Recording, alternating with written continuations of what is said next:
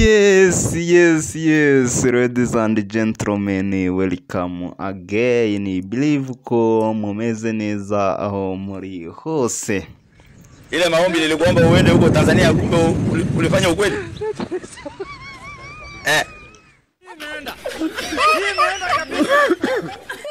Tuje muri kakanya kacu kano naho turebera hamwe amakuru yiriwe acacambuwa imboga nkoranyambaga kabisa. Ubu se koko Kate Bashabe turamukorera ikira kumbona urukundo rwe n'imbwa byabaye agaterera nzamba. Ubu se zinike yara ara mawe ya dore tubizutisi.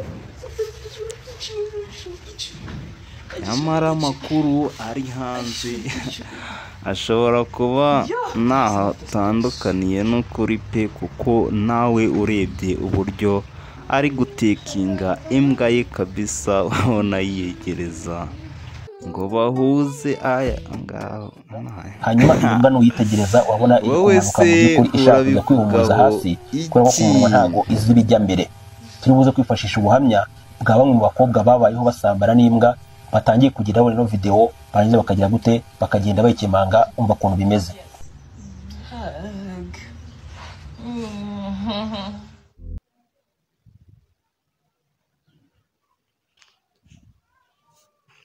Twikomereza nano nawe yacu nibiba byoroshye. Perezida Paul Kagame nawe yagiriye uruzinduko muri Algeria. This was magic. No kuvanga amakuru n'urwenya gusa n'amakashi y'intuntu n'amashereka y'umugore wapfushije ibintu nk'ibyo byose. Nta cyongereza kibaho cyane. Ibyo ntabwo ari amakasi. Nta cyongereza cy'amagambo.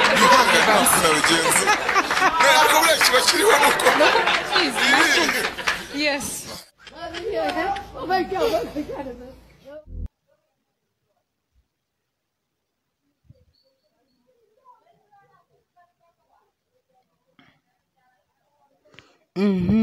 Imihanda yo n'urwenya gusa imihanda iba yanyereye kabisa. Dukomeza n'amakuru yacu aba udakwiriye gucikwa, tubagezaho umunsi ku munsi. Indi nkuru wamenya nuko mu myidagaduro